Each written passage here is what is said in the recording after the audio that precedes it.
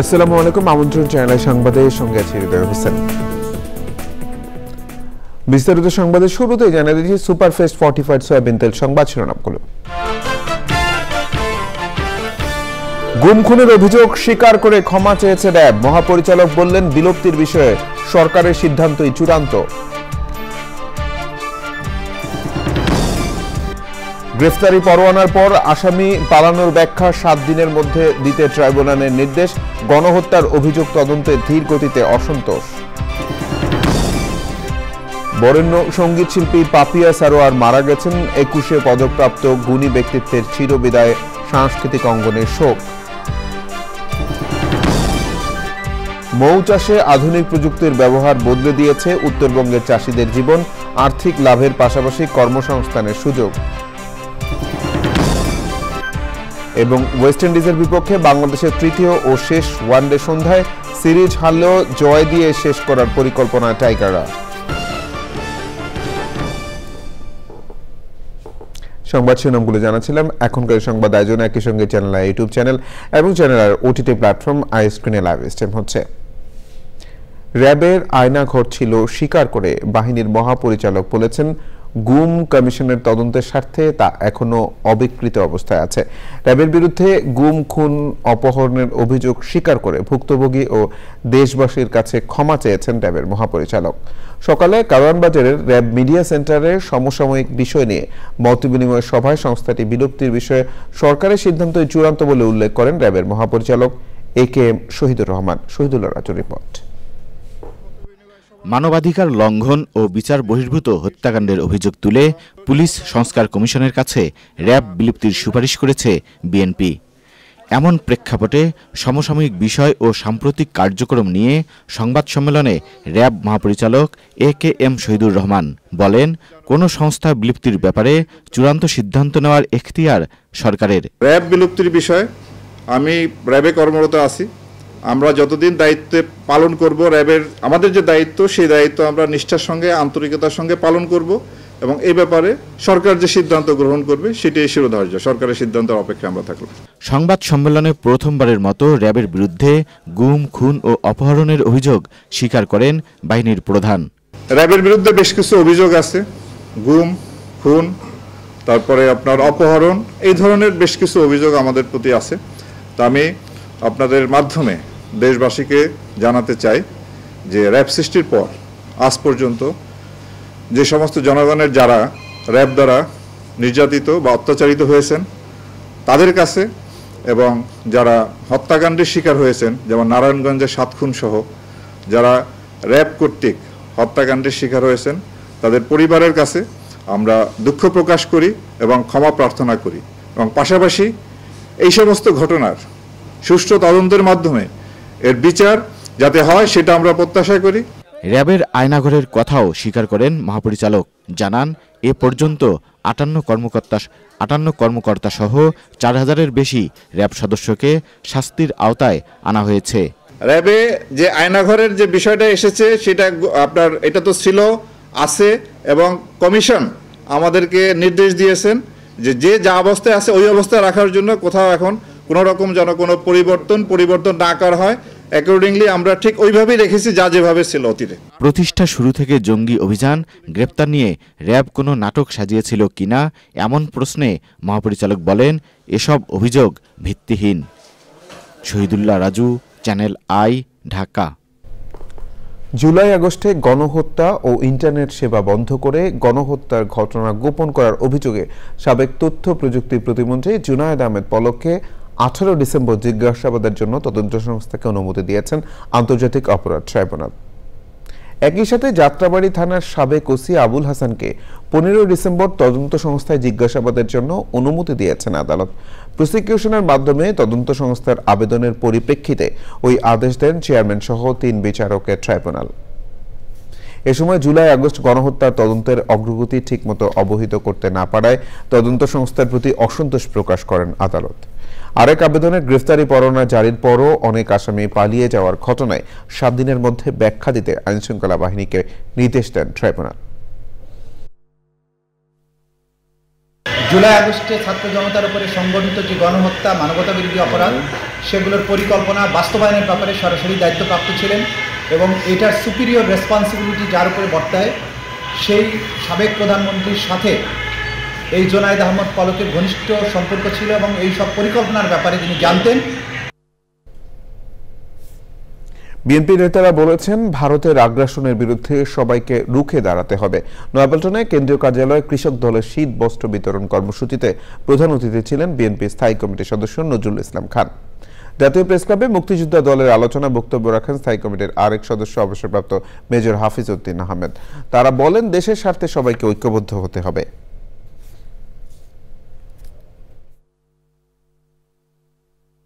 আমরা আশা করব শীঘ্রই এই পরিবর্তন সম্পূর্ণ হবে। আমরা ফ্যাসিবাদের পতন ঘটিয়েছি, কিন্তু গণতন্ত্র এখনো পুনঃপ্রতিষ্ঠা করতে পারি নাই। এই গণতন্ত্র পুনঃপ্রতিষ্ঠা হবে একটা অবাধ, সুষ্ঠু, নিরপেক্ষ নির্বাচনের মধ্যে দিয়ে। 27 বছর বয়সে 71 সালে মুক্তিযুদ্ধে গিয়েছিলাম, এখন 2024 সালে 80 বছর বয়সে আবারও আরেকটি মুক্তিযুদ্ধে অংশগ্রহণ করতে চাই। সুতরাং চিন্তার কিছু নাই, আমরা দুর্ভেদ্য অজেয়, আমাদের স্বাধীনতা সার্বভৌমত্ব অক্ষুণ্ণ বাংলাদেশের জনগণই রাখবে। বরেণ্য সঙ্গীত শিল্পী পাপিয়া সারোয়ার মারা গেছেন। ইন্না লিল্লাহি ওয়া ইন্না ইলাইহি রাজিউন। সকাল 7:45 রাজধানীর একটি হাসপাতালে তিনি শেষ নিঃশ্বাস ত্যাগ করেন। সর্বস্তরের শ্রদ্ধা নিবেদনের জন্য শুক্রবার সকাল 9টা থেকে দুপুর 12টা পর্যন্ত কেন্দ্রীয় শহীদ মিনারে পাপিয়া সারোয়ারের মরদেহ রাখা হবে। এরপর ধানমন্ডি ঈদগাহ মসজিদে জুমার পর জানাজার নামাজ হবে। তার মৃত্যুতে শোকের আবহ সঙ্গীতাঙ্গনে শোকাহত চ্যানেল আই পরিবার। সুলতানা হিমুর রিপোর্ট। ক্যান্সারে আক্রান্ত হয়ে দীর্ঘদিন চিকিৎসাধীন ছিলেন রবীন্দ্রসঙ্গীত শিল্পী পাপিয়া সারোয়ার। সেই যুদ্ধ শেষ হয় বৃহস্পতিবার সকালে। তার মরদেহ রাখা হয়েছে বারডেম হাসপাতালের হিমঘরে। পরিবারের সদস্যরা জানিয়েছেন, সবার শ্রদ্ধা নিবেদনের জন্য শুক্রবার সকাল 9টা থেকে দুপুর 12টা পর্যন্ত পাপিয়া সারোয়ারের মরদেহ রাখা হবে কেন্দ্রীয় শহীদ মিনারে। বাদ জুমা ধানমন্ডি ঈদগাহ মসজিদে জানাজার নামাজ হবে। পাপিয়া সারোয়ারের প্রয়াণে শোকাহত চ্যানেল আই পরিবার। তারকা কথনের আয়োজনে গুণী এই শিল্পীকে স্মরণ করা হয়। তার প্রতি শ্রদ্ধা নিবেদনের জন্য চ্যানেল আইয়ে খোলা হয়েছে শোক বই। পাপিয়া সারোয়ারের জন্ম বরিশালে 1952 সালের 21শে নভেম্বর। তিনি ঢাকা বিশ্ববিদ্যালয়ের প্রাণীবিজ্ঞান বিভাগে পড়াশোনা করেন। 1973 সালে বিশ্বভারতী বিশ্ববিদ্যালয়ে পড়তে যান পাপিয়া সারোয়ার। 1967 সাল থেকে বেতার ও টেলিভিশনে তালিকাভুক্ত শিল্পী হিসেবে গান করেন তিনি। নাই টেলিফোন নাই রে পিয়ন নাই রে টেলিগ্রাম, বন্ধুর কাছে মনের খবর কেমনে পৌঁছাইতাম। বর্ণাঢ্য সঙ্গীত জীবনে পাপিয়া সারোয়ার বহু পুরস্কার ও সম্মাননায় ভূষিত হয়েছেন। 2021 সালে 21 পদকে ভূষিত হন গুণী এই শিল্পী। Sultana Himu, channel I, Dhaka. নির্ধারিত দিনের আগেই সনাতনী জাগরণ মঞ্চের মুখপাত্র চিন্ময় কৃষ্ণ দাস ব্রহ্মচারীর আজ জামিন শুনানির আবেদন করেছেন ঢাকা থেকে যাওয়া তার আইনজীবী অ্যাডভোকেট রবীন্দ্র ঘোষ। কড়া পুলিশ পাহারায় তিনি ও তার কয়েকজন সহকর্মী সকালে চট্টগ্রাম মহানগর দায়রা জজ মোহাম্মদ সাইফুল ইসলামের আদালতে উপস্থিত হয়ে আগাম জামিন শুনানির আবেদন করেন।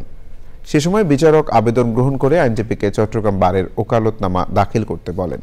গতকাল আইনজীবী রবীন্দ্র ঘোষ ও তার দল চিন্ময় কৃষ্ণ দাসের জামিনের জন্য চট্টগ্রাম মহানগর দায়রা জজ আদালতে আবেদন করলে বিচারক তা বাতিল করে দেন। এমন কিছু বলা যায় না, it depends upon the জাজেস of the court. ওনারা কি বিবেচনা করবেন, আমরা কি ম্যাটেরিয়ালস দিতে পারবো সেটার উপরে জজ সাহেব কি করবে সেটা আমরা জানি না। আমরা সাইফুল হত্যার মামলার বিষয়ে আমরা চট্টগ্রাম জেলা আইনজীবী সমিতি আমরা ঐক্যবদ্ধ। আমরা যারা হত্যার সাথে জড়িত, চিহ্নিত, সহযোগিতা করেছেন তাদের বিষয়ে আমাদের অবস্থান দৃঢ় এবং শক্তিশালী। মৌচাষে আধুনিক প্রযুক্তির ব্যবহার বদলে দিয়েছে উত্তরবঙ্গের মৌচাষীদের জীবনমান। মাঠ পর্যায় থেকে বাজারজাতকরণ পর্যন্ত মধু সংগ্রহে সুষ্ঠু ব্যবস্থাপনার কারণে আর্থিকভাবে লাভবান হচ্ছেন চাষি, তৈরি হচ্ছে কর্মসংস্থান। এই কাজে অর্থ সহায়তা দিচ্ছে আন্তর্জাতিক মানের প্রতিষ্ঠান স্ট্যান্ডার্ড চার্টার্ড ব্যাংক। রাসেল জমাদ্দারের ভিডিও চিত্রে শাকের আদনানের রিপোর্ট। সিরাজগঞ্জের উল্লাপাড়া ও হাটিকুমরুল এবং পাবনা ও নাটোরের বিভিন্ন এলাকায় বছরখানেক ধরে আধুনিক পদ্ধতিতে মৌ চাষ ও মধু সংগ্রহের কাজ চলছে। ওই কাজে মাঠ পর্যায় থেকে ক্রেতার কাছে পৌঁছানো পর্যন্ত বিভিন্ন ধাপ সম্পর্কে মৌ চাষিদের প্রশিক্ষণ দেওয়া হয়েছে। যদি ওয়েদার ভালো থাকে এখান থেকে মোটামুটি 2 থেকে 3 টনের মাঝামাঝি মধু উৎপাদন করার আশা আছে। প্রসেসিং করে রাখলে পরে দেখা যায় কি যে ওটা অনেক দিন রাখার ব্যবস্থা, বা আমি 2 বছর বা 1 বছর পরে বাজারের সাথে আমি তাল মিলিয়ে বিক্রি করতে পারবো। মধু সংগ্রহের জন্য স্টিলের জার, ফুড গ্রেড কন্টেইনার, কাচের বয়ম ও হারভেস্টিং মেশিন সহ বিভিন্ন উপকরণ দেওয়া হয়েছে মৌ চাষিদের। কাজ করে বুঝতে পারলাম যে আমাদের মৌ চাষে কোথায় কতটুকুন টেকনোলজি ওপেনিং করলে, বৃদ্ধি করলে আমাদের উৎপাদনী প্রক্রিয়াটা বেড়ে যাবে। স্ট্যান্ডার্ড চার্টার্ড ব্যাংকের অর্থায়নে ওই প্রকল্প বাস্তবায়ন করছে বেসরকারি উন্নয়ন সংস্থা Bangladesh association for social advancement foundation, বাসা। আমাদের এদেশের মানুষের সকল ধরনের চাহিদা আমরা পূরণ করার চেষ্টা করছি ব্যাংকিংয়ের পাশাপাশি। সেটা করছি আমরা আমাদের CSR বা সামাজিক দায়বদ্ধতা যেটাকে বলা হয়, ওইটার আন্ডারে বিভিন্ন প্রজেক্টস করে আমরা কমিউনিটিতে কাজ করি। মৌ চাষিরা বলছেন নিরাপদ ও সঠিকভাবে মধু সংগ্রহ, প্রক্রিয়াজাতকরণ এবং পরিচর্যায় গুরুত্ব দিচ্ছেন তারা। সরিষা ফুল থেকে মধু সংগ্রহের এই যে আধুনিক যে প্রযুক্তির ব্যবহার, সেটি আসলে কাজে লাগিয়ে যদি এই মধু সংগ্রহের পরিমাণ আরও বাড়ানো যায় তাহলে আমাদের দেশের যে চাহিদা সেটি পূরণ করে বিদেশেও মধু রপ্তানি করা সম্ভব বলে মনে করছেন মধু চাষিরা। সিরাজগঞ্জের উল্লাপাড়া থেকে শাকের আদনান, চ্যানেল আই। পর্যটন শহর কক্সবাজারে দিনে দিনে নির্মিত হচ্ছে নতুন নতুন আবাসন, হোটেল, মোটেল আর অবকাঠামো। এতে বিশ্বের বৃহত্তম সমুদ্র সৈকতের পাড়ে অবস্থিত শহরটির প্রাকৃতিক সৌন্দর্য নষ্ট হচ্ছে, ধ্বংস হচ্ছে প্রকৃতি, যা সুরক্ষায় কিছু নাগরিক উদ্যোগ নিচ্ছেন ছাদ কৃষির। এতে পূরণ হচ্ছে পরিবারের খাদ্য চাহিদাও। বিস্তারিত জানাচ্ছেন শাইখ সিরাজ। দেশের দক্ষিণ পশ্চিমাঞ্চলে অবস্থিত নৈসর্গিক সৌন্দর্যের শহর কক্সবাজার, কিন্তু ভবনের পর ভবন নির্মাণে এই শহরের সৌন্দর্য এখন অনেকটাই ম্লান হয়ে পড়েছে। উঁচু উঁচু ভবনের আড়ালে হারিয়ে যাচ্ছে সবুজ প্রকৃতি। ঠিক এই পরিস্থিতিতেই একদল নাগরিক সবুজ ধরে রাখতে উদ্যোগ নিয়েছেন ছাদ কৃষির। উত্তর রুমালিয়াছড়ার তরুণ রাসেল উদ্দিন তেমনি একজন। কক্সবাজার কলেজ থেকে অনার্স করছি, তারপর মাস্টার্স করছি, MBA করছি ইন্টারন্যাশনাল ইউনিভার্সিটি থেকে। আচ্ছা, এটার পর আমি কখনো চাকরির জন্য অ্যাপ্লাই করি নাই। আমি ইউটিউবে তারপরে সোশ্যাল মিডিয়ায় আপনার দেখার পরে আমি নিজে নিজে চিন্তা করতাম, নিজে নিজে কিছু একটা করা যায়। সাত হওয়ার পর আমি চিন্তা করলাম, এটা দেখে আস্তে আস্তে আমি শুরু করে দিলাম। এখানে উৎপাদিত সবজি আর প্রাণীজ আমিষ দিয়ে তিনি পরিবারের চাহিদা পূরণেও চেষ্টা করছেন। প্রোটিন, ভিটামিন বলেন, এটা চাহিদা করার জন্য আমি চিন্তা করলাম সেকশন করে টার্কি আছে, দেশি মুরগি, হাঁস, কবুতর, এগুলোতে আমার আর বাজার থেকে কিনতে হয় না। এই তরুণ উদ্যোক্তা নিরাপদ খাদ্য উৎপাদনের পাশাপাশি ভাবছেন নগরের পরিবেশের কথাও। যাদের ছাদ আছে, গাছপালা নিধন হয়ে গেছে, তো ওদের চিন্তা করা উচিত ছাদে সবুজায়ন করে নিজের চাহিদাও মেটানোর জন্য, এবং সবাই যাতে ছাদ বাগানে ইনভলভ হয়, সবাই ছাদ বাগান সবুজায়ন করে। ছাদ কৃষি এখন অত্যন্ত প্রয়োজনীয় একটি অনুশীলন। একটি দেখে আরেকটি সম্প্রসারিত হচ্ছে। এটি শুধুই মাত্র যে মনের তৃপ্তি তা নয়, একেবারে সতেজ শাকসবজি খাওয়া এবং শারীরিকভাবে সুস্থ থাকার জন্য ছাদ কৃষি এখন অনেকেই বেছে নিয়েছেন। যেমনটি রাসেল, তরুণ এক উদ্যোক্তা, তিনি করেছেন। তারটি দেখে আশেপাশে ছড়াচ্ছে ছাদ কৃষি। শুধু জেলা শহর নয়, প্রত্যন্ত গ্রাম পর্যন্ত ছাদ কৃষি এখন ছড়িয়ে যাচ্ছে। উদ্যোক্তাদের বক্তব্য, এই দিকে সরকারের একটু সহযোগিতার হাত বাড়ানো খুবই প্রয়োজন। কক্সবাজার জেলা সদরের উত্তর রুমালিয়াছড়া থেকে শাইখ সিরাজ, চ্যানেল আই। এ নিয়ে বিস্তারিত প্রতিবেদন দেখবেন আজ বেলা 3:05 হৃদয়ে মাতৃ মানুষের ডাক অনুষ্ঠানে। বিরতির পর আবার আমন্ত্রণ চ্যানেল সংবাদে। নোয়াখালীর হাতিয়ার নতুন চরে ভূমিহীনদের বসবাস করতে চাঁদা দিতে হয়। প্রতি বছর ধান, তরমুজ ও ডাল ফসল ঘরে তোলার সময় হানা দেয় ডাকাত বাহিনী, লুট করে নিয়ে যায় ফসল ও গবাদি পশু। চাঁদা না দিলে ভাঙচুর করে বসতঘরে আগুন ধরিয়ে দেওয়া হয়। নোয়াখালী থেকে আলাউদ্দিন শিবলুর পাঠানো তথ্য, ভিডিওচিত্রে আল মুকসিদের রিপোর্ট। হাতিয়ায় 3 বার নদী ভাঙনের পর ভূমিহীন শাহরাজ ও ঝর্ণা বেগম দম্পতি সরকারি বন্দোবস্ত নিয়ে ঢালচরে উত্তরাংশে বসবাস শুরু করেন। ভোলা জেলার মনপুরার ডাকাত বাহিনী সেখানে গিয়ে তাদের কাছে চাঁদা দাবি করে। চাঁদা না পেয়ে সম্প্রতি বসতঘরে আগুন ধরিয়ে দেয় তারা। নদী ভাঙা মানুষ এই চড়া আইসি, এই চড়াই বসি এখন মনপুরার আর বড় ডাকাতেরা আঙ্গুরে এখান থেকে তুলি উচ্ছেদ করে দিত চা। এরা রাজ্যের আড়ালায় জোয়ারে ফানি লোক বাসায় দেয় আমাদের ভিডিওগুলা। আমরা অনেক কষ্টতে আছি মনহুরার বাহিনী ডাকাতের দ্বারা। চরে এবছরই কয়েকবার করে হানা দিয়েছে ডাকাতরা। ফসল ঘরে তোলার সময় আতঙ্কিত হয়ে পড়েন চরবাসী। আমি গত মাস চাষ করছি 5 কান জমিন, ধান কাটি রোদে শুকাইছে। আর ইনুস নাজির, হেলাল সিদ্দার এরা কিছু বাইরে নিয়ে আসি ধানগুন খেতেন বান্ধি হোয়ানে নিয়ে গেছে। ডাকাতের জিম্মি দশা থেকে মুক্তি চান চরের মানুষ। এরা ছাগল নিয়ে যায়, গরু নিয়ে যায়, মহিলার উপরে নির্যাতন করে যায়, একটা সিস্টেমের সুযোগে সদ্ব্যবহার করে এরা চলে যায়। আমরা আইসতে আর এরা নাই। পুলিশ জানিয়েছে নৌযান না থাকায় মূল ভূখণ্ড থেকে নদীপথে 20 কিলোমিটার দক্ষিণে দুর্গম চরে তাৎক্ষণিক যাওয়া সম্ভব হয় না। চরবাসীর নিরাপত্তায় যৌথ বাহিনীর সহযোগিতায় টহল বাড়ানোর কথা বলছে পুলিশ। যৌথ বাহিনী মিলে সবাই মিলে কোস্টগার্ড সহ আমরা ওই এলাকায় টহল বৃদ্ধির আমরা চেষ্টা নিব, যাতে করে এলাকার লোক নিরাপদে থাকে। নদী ভাঙনে সব হারানো মানুষ আশ্রয় নেন জেগে ওঠা চরে। সেখানেও ডাকাতের আতঙ্কে থাকেন তারা। অনিরাপত্তা ও অনিশ্চয়তার অবসান চান চরবাসী। আল মুকসিদ, চ্যানেল আই। এবার নিটল টাটা কৃষি সংবাদ।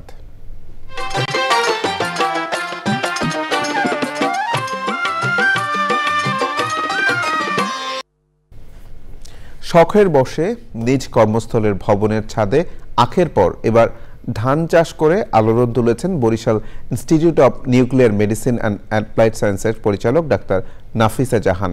তিনি মনে করেন যে কোনো খালি জায়গাতেই চাইলে চাষ করে সফল হওয়া যায়। বরিশাল প্রতিনিধি সাইদ পান্থর তথ্য ভিডিওচিত্রে আল মুকসিদের রিপোর্ট।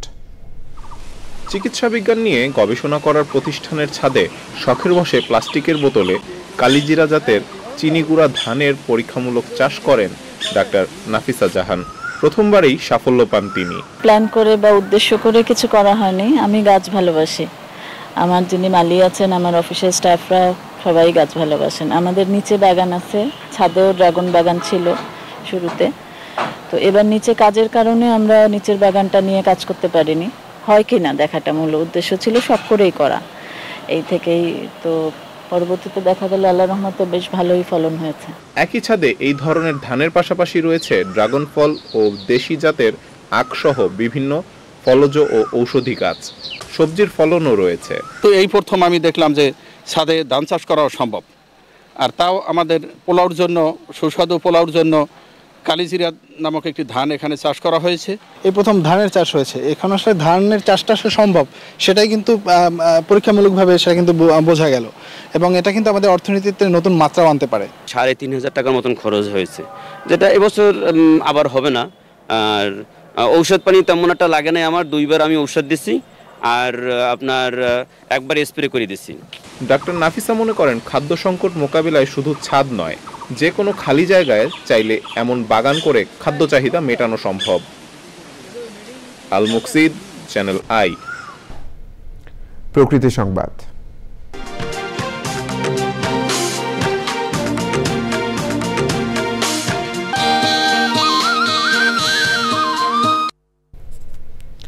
মুন্সিগঞ্জের গজারিয়ায় মেঘনা নদীতে অবৈধ বালু উত্তোলনের মহোৎসব চলছে।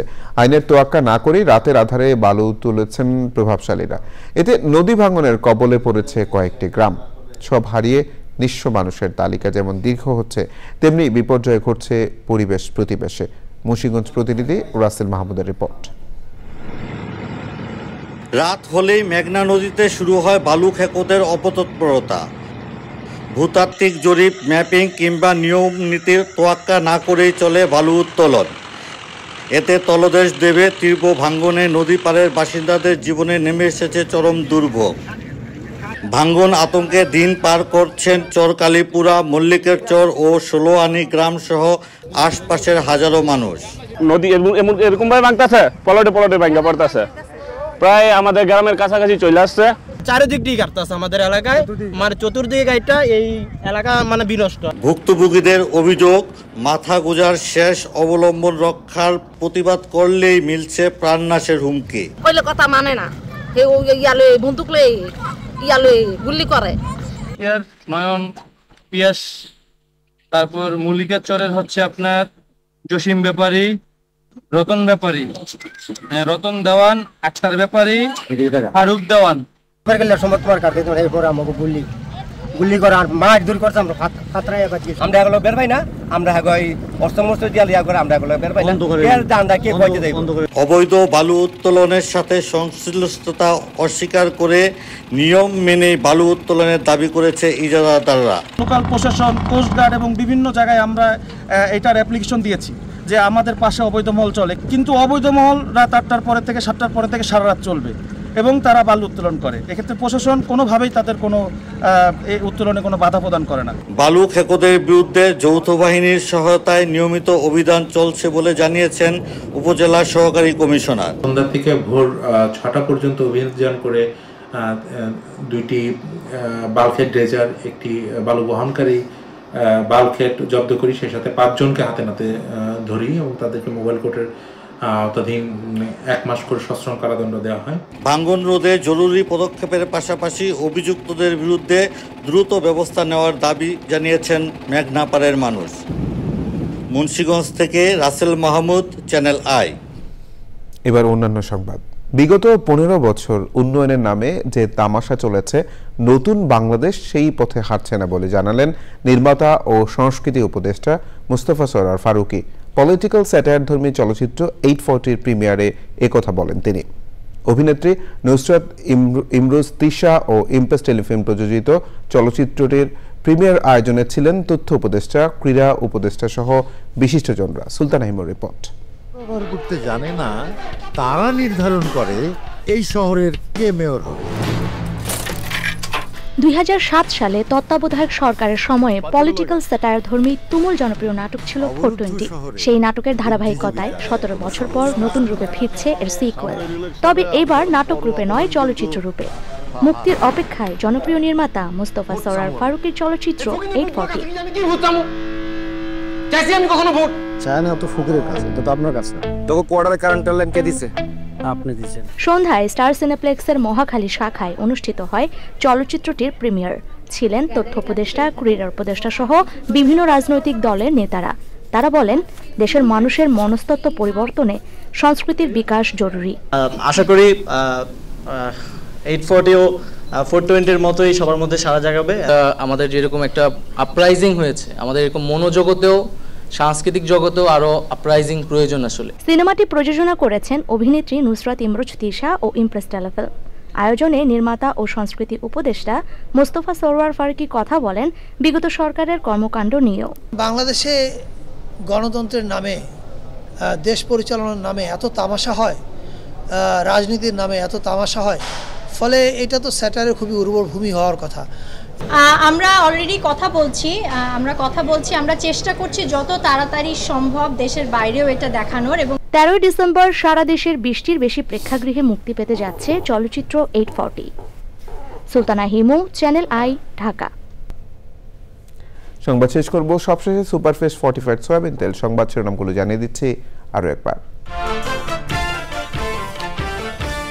গুম খুনের অভিযোগ স্বীকার করে ক্ষমা চেয়েছে র্যাব। মহাপরিচালক বললেন, বিলুপ্তির বিষয়ে সরকারের সিদ্ধান্তই চূড়ান্ত। গ্রেফতারি পরোয়ানার পর আসামি পালানোর ব্যাখ্যা 7 দিনের মধ্যে দিতে ট্রাইব্যুনালের নির্দেশ। গণহত্যার অভিযোগ তদন্তে ধীর গতিতে অসন্তোষ। বরেণ্য সঙ্গীত শিল্পী পাপিয়া সারোয়ার মারা গেছেন। 21শে পদকপ্রাপ্ত গুণী ব্যক্তিত্বের চিরবিদায় সাংস্কৃতিক অঙ্গনের শোক। মৌ চাষে আধুনিক প্রযুক্তির ব্যবহার বদলে দিয়েছে উত্তরবঙ্গের চাষিদের জীবন। আর্থিক লাভের পাশাপাশি কর্মসংস্থানের সুযোগ। এবং ওয়েস্ট ইন্ডিজের বিপক্ষে বাংলাদেশের তৃতীয় ও শেষ ওয়ানডে সন্ধ্যায় সিরিজ হারলেও জয় দিয়ে শেষ করার পরিকল্পনায় টাইগাররা।